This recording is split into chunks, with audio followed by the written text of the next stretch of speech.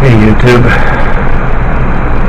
Alien 20049655 here. It's been quite a few days since I've posted anything.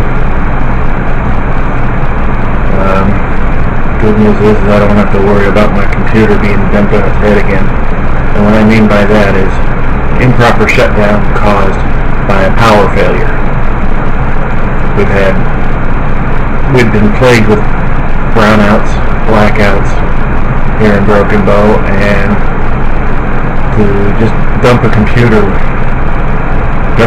power supply without properly shutting it down is not good for any computer.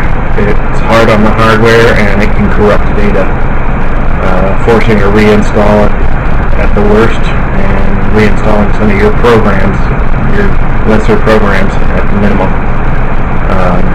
Can also corrupt game save files. I learned that the hard way. Now I've got a battery backup for my computer. It's behind my monitor, so it's out of sight. But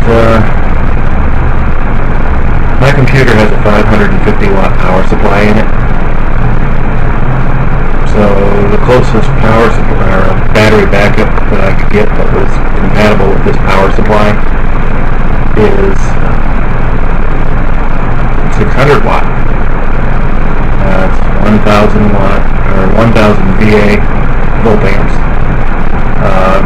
600 watts gives me about 30 minutes of battery backup. It's more than I need, but I couldn't get anything smaller because I was worried that my big whopper of a power supply would suck it down like that. Anyway, that's what's new here. Well, one of the things that's new. Second of all, I've given up on getting a motorcycle. People are just asking too much, and I don't have enough income to even dream about motorcycles.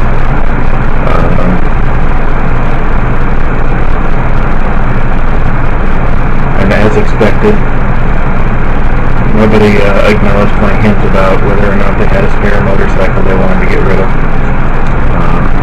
especially for free. I knew this was going to happen this way, but hey, it was worth a shot.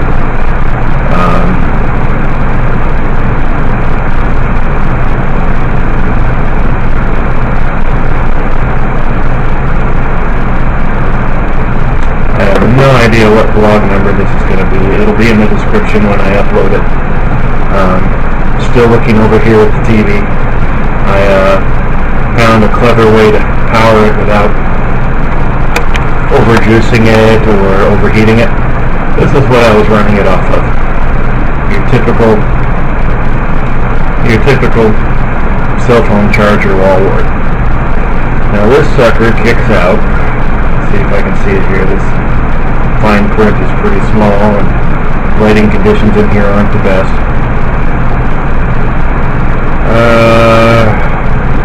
Well, it's pushing about 3,500 milliamps.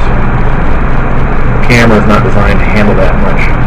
But what I discovered is my television set has a USB port on the back of it for accessing memory sticks, pictures and videos. And I knew that there was a 5-volt source at probably about 30 to 60 milliamps.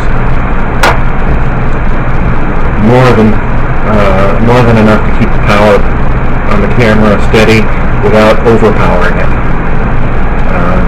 You'll probably find less audio errors. Part 2 of the last blog entry had really blaring, garbled audio problems.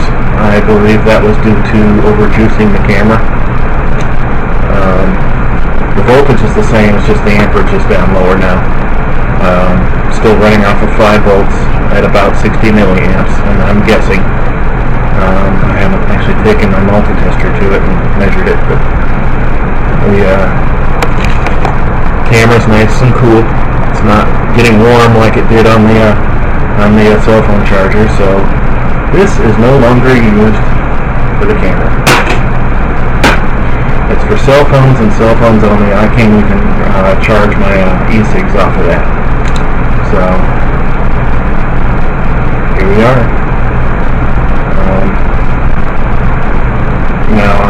IR illuminator on eBay on my wish list.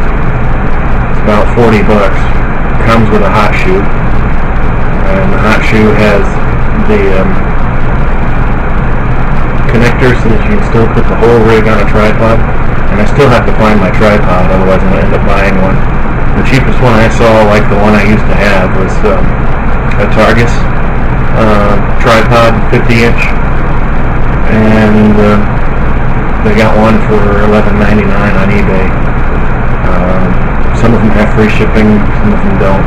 I'll probably take the one with free shipping and be patient and wait for it to arrive. I can obviously see that I'm running at minimal video quality on this. It's not as smooth, it's a little more pixelated, but at least the jerkiness is gone. See, I had it set for NCTS or whatever that is, and there was two settings there. There was three. There's VGA, which is computer monitor, NTSC. I'm not even sure. I'm probably still getting that wrong, but anyway. And PAL, PAL. I have no idea what the difference between NTSC and PAL is. They seem to get the same exact picture quality. This is set for VGA. I know that because I can see it on my heads-up display over here. Yeah, this camera's got its own HUD. You won't see this in the video, but I've got a flashing record light above. And, I still have no video editing software, so I'm still having to put vlogs and sometimes multiple installments, so please bear with me. This camera seems to start a new file every 15 minutes or so. So, because of that, and I like continuous video to be uploaded, I'm probably going to keep these back to my 10-minute window. I think the Jazz has other video output settings, but as far as I know, it doesn't start to create a new file every 15 minutes. And with no editing software, and I can't find any free editing software that I can even wrap my head around, let alone use,